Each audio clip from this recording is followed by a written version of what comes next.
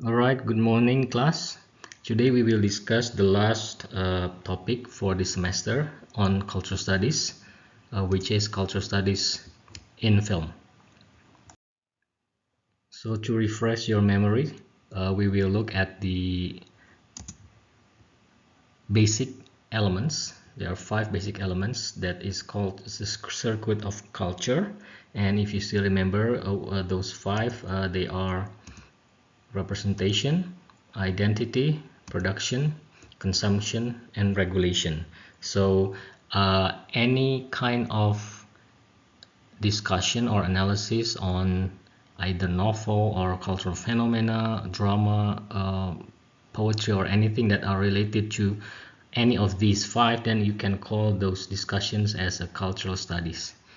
And now we will look at how cultural studies can be applied in discussing film as the object. So if we can see the correlation among the 5 basic elements of circuit of cultures, you can see that all 5 are interrelated to each other, because when someone produces something, then that person should know what the product for, who the product for, and then what kind of representation it is, and what kind of regulation that the person has to abide in order to produce something. So if you look at these 5 elements, you can see that they can not stand alone. There are always other elements related to it, but in cultures analysis we can choose to discuss at least one of them. Not you don't have to analyze the whole 5 because there's gonna be too much, so you can at least discuss 1 or 2 in one article or in one discussion. So when we talk cultural studies in film, it can be defined as an interdisciplinary field in which film is studied in relation to the cultural values and meanings established in the representations of a film's characters, plot, and other elements. So in other words,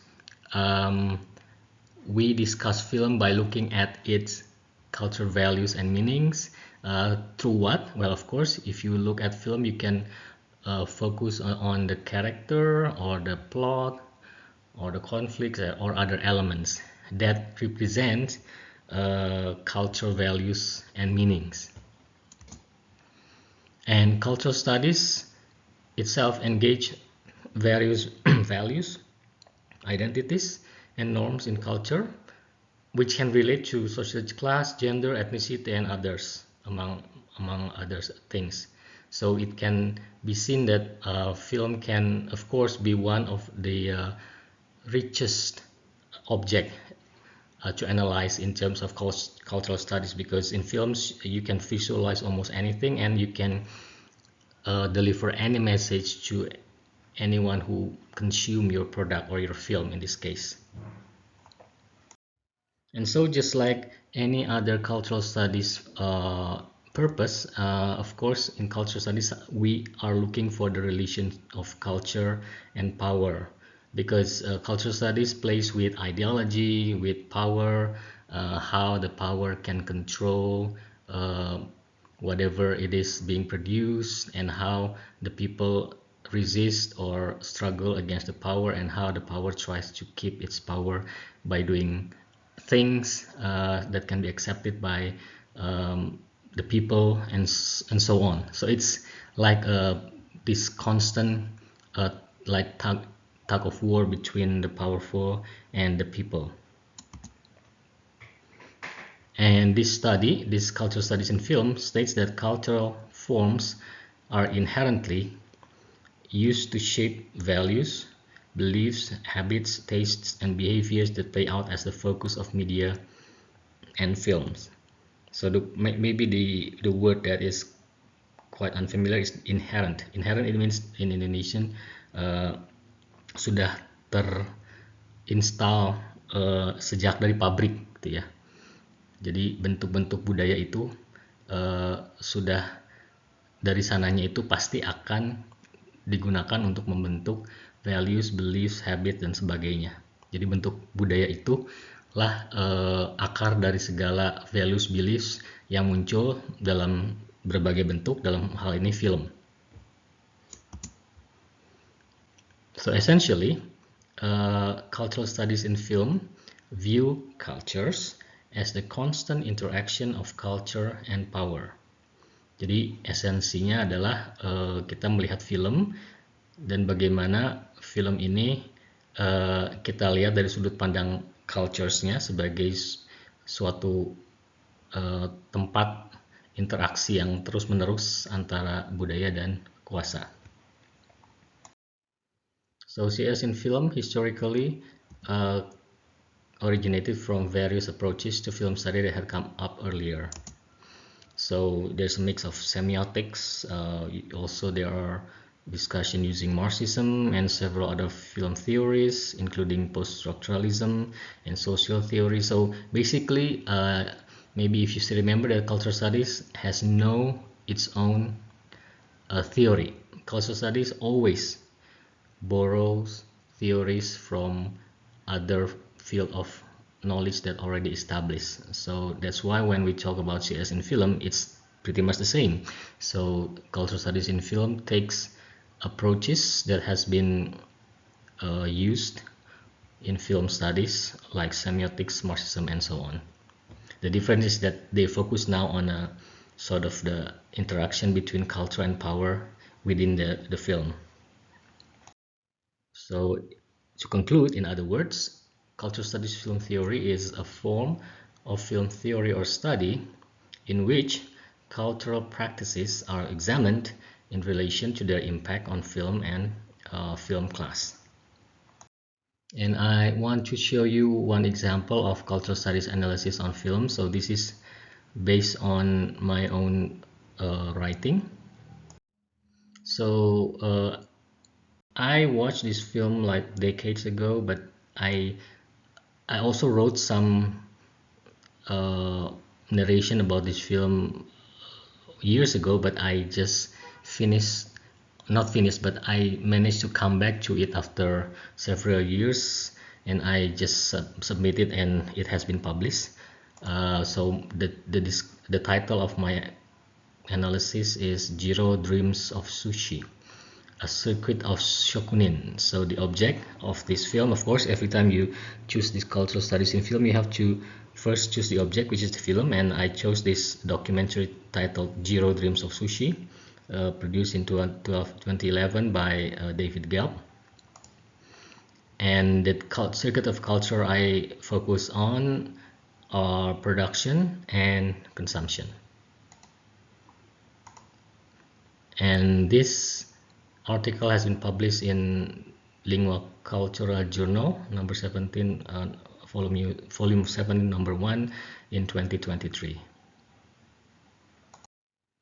And this is the abstract. So remember that abstract, every time you write a paper, you need an abstract to tell the readers of what you're going to do, what is the object, what is the theory or method that you're using, and what is the hypothesis of your findings. So those 4 things are what should be included in the abstract. So first look at this.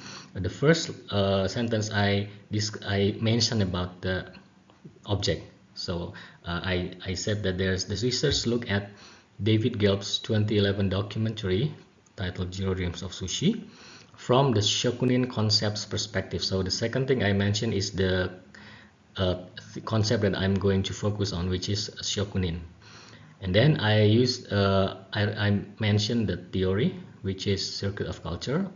Referring to whole circuit of culture, the research focused on 2 interrelated links within a cultural studies, production and consumption. And then I relate the production and consumption to what object or what topic inside the film, which is sushi culture. And then I also mentioned shokunin, of course, because I discussed shokunin concept, so I have to mention it. Shokunin was defined as mastery of one's profession or artisans. And then I mentioned how do I look at shokunin concept through the film. So I mentioned the film reflected this concept through the character named Jiro Ono, who dedicated his life to excelling in making sushi. And then I mentioned the method. Applied in the research was qualitative. The data were drawn from the film cinematography, which referred to the camera work, and from mise-en-scène, which referred to everything on the film frame as part of the film studies method applied. The finding shows that in terms of production and consumption of sushi within the circuit of culture, the film has shown the interrelated meaning of sushi culture. That in the context of Jiro Ono sushi, sushi becomes more than just food, but through its complex production and consumption process, sushi culture becomes a representation of ancient Japanese concept, which is shokunin, which emphasizes on discipline, perfection, beauty, and of course, hard work and sacrifice. These findings are supported by visualizing the production and consumption through the film cinematography and mise-en-scène. So that's what the abstract is about. It has to include all those points, and then after that you put keywords in the bottom. And so when you discuss culture studies in film, you have to include first screenshots, because without screenshots, it is still possible it can be cultural studies, but usually in cultural studies discussion about film, there's usually screenshot to support your discussion. So in screenshot, definitely you have to use to discuss or analyze the cinematography or the camera work, like long shot or the angle, type of shot, and so on. And then also the mise-en-scène. Mise-en-scène is everything on screen: costumes, dialogue, color, lighting, and so on. And then of course you cannot use too many screenshots in the discussion, because it's going to be taking a lot of space. So use the screenshots sparsely, focus only on screenshots that really support the analysis. And then after that, you have to make an interpretive analysis, which is supported by the screenshot that you just discussed. And then you also have to find supporting references from academic journals and other sources, especially when you claim something. Yeah, if you claim something that sounds academic, then or scholarly, then you have to find references that to support your claim. And this is the example of the screenshot that I use. This is not all, but there are some of them inside the paper. So the discussion is like this. This is the narrative that I put in the article. The film opens in a series of slow motion shots that refers to the cinematography, showing a hand wearing a glove opening a door, like on the first picture. That is the mise-en-scène, because I mentioned gloves, and then zoom on the hand. And then the second shot into a shot of the gloves being taken off, and then shifts to a shot of a small sushi restaurant and the person who wears gloves. So this is the first the establishing shot is not the shot of the character, but the shot of a hand, and then the gloves, and then the hands taking off the gloves, and then we can see the person. So this is how and I interpret it like this. These three shots provide an important clue to the audience: the significant role of hands in producing sushi. Because why? Then hands becomes the opening scene if it is not important. And the art of sushi making undoubtedly requires the finesse of the hands. The gloved hand symbolizes hard work, as it refers to hands that work. So this is my interpretive narration on the three shots. And then in another example, I also take this screenshot. If you can see the blurred customers there, this one reflects to the consumption aspect of the film. So what is more important is the satisfaction of the customer and their experience of eating sushi in a shokunin's way. So eating sushi, if you are going into a real authentic sushi bar, you don't eat normally like in any restaurant, but you have to follow the ritual, and this is also include or part of the shokunin's way. The film visualizes this experience of consuming the sushi through close-up shots, like on the figure of Jiro Ono performing his art in front of the customers and watching the customers enjoy the sushi he makes, because every time one sushi is done, he puts it in front of the customer and the customer will eat it directly in front of the chef, so the chef can see the reaction. And that's how the consumption become important part of sushi culture. And then, although the restaurant has an exclusive atmosphere, Yoshikazu, this is one of the characters, claims, "We are not trying to be exclusive or elite. The techniques we use are no big secret. It is just about making an effort and repeating the same thing every day." So we can see repetition is very important in sushi culture, because it takes years and years for someone to excel in making perfect sushi, and that is reflected in the consumption process as well. His comment, or the Yoshikazu comment, confirms that profit is not the main thing, but customer satisfaction is, and the repetitive action is mentioned as a part of the shokunin concept. So for your information, Jiro's restaurant is located not in a big road or in somewhere in big Tokyo, but it's in a small subway in one of the so many railway station in Japan. So his restaurant is so small, underground, and it only sits less than 30 people. And the lines of people, if you want to go, you have to book like 1 year earlier. So if you just go and come, you will not get a seat because it has been booked for many months. That's how famous Jiro Ono Sushi's place is. And of course it has 5 Michelin star, and Barack Obama also, once when he visited Japan, he ate in Jiro Ono's restaurant. So the small size of the restaurant, this is all my narrative, yeah, this is all in the article. The small size of the restaurant supports the idea of shokunin because the space for eating sushi matters not simply for the preparation and eating of the food, because it is where the customers and the shokunin form a gathering. So this is where the shokunin concept and the customer meets.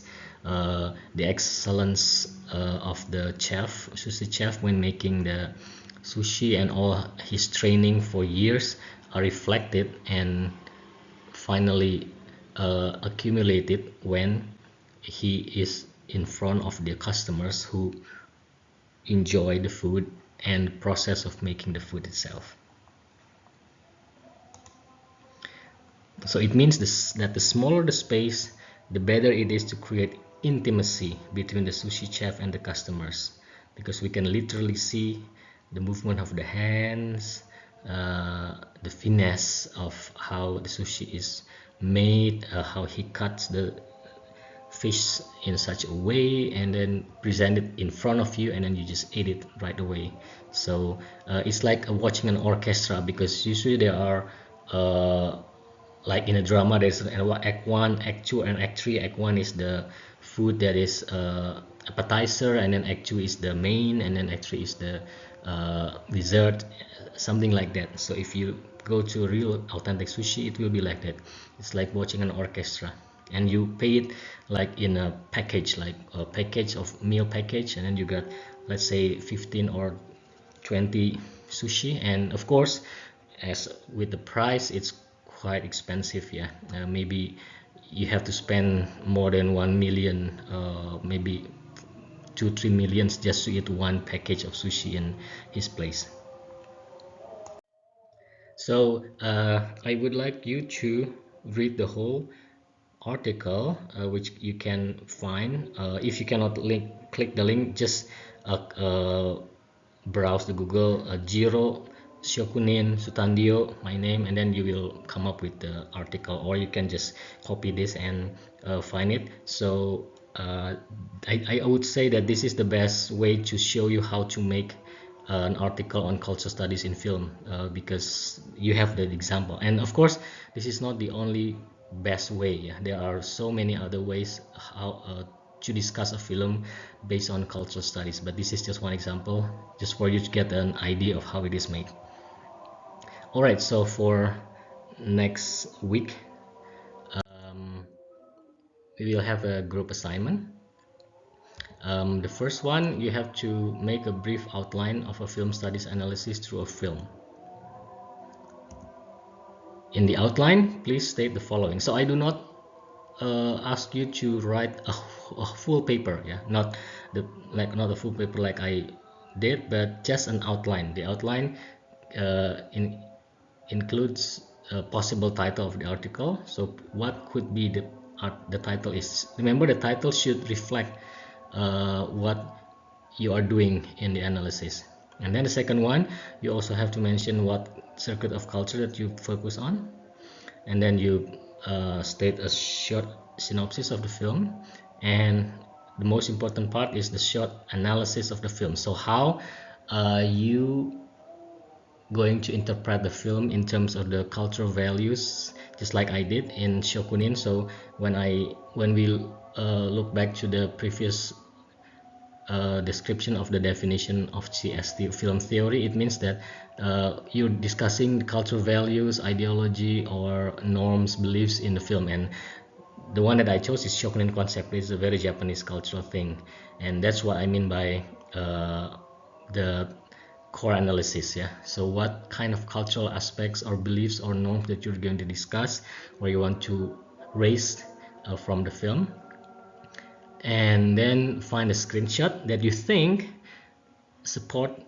the discussion, okay, of your cultural studies. And then after that, make a very short interpretive let's say short statement, yeah, interpretive statement or sentences about the screenshot. Maybe at least 2 screenshot, but you can have more. So 2 screenshot that discuss whatever element of circuit of culture you're discussing, whether it's production, consumption, representation, or anything. So discuss that through the screenshot, and then just write down a very short conclusion that wrap up your findings. Okay, so to be presented next week, which means on the 11th of January. Okay, all right, so if there's any questions, you can contact me, and for now, that's the end of the presentation, and so I'm gonna see you next week during the presentation. Thank you everyone, have a good one.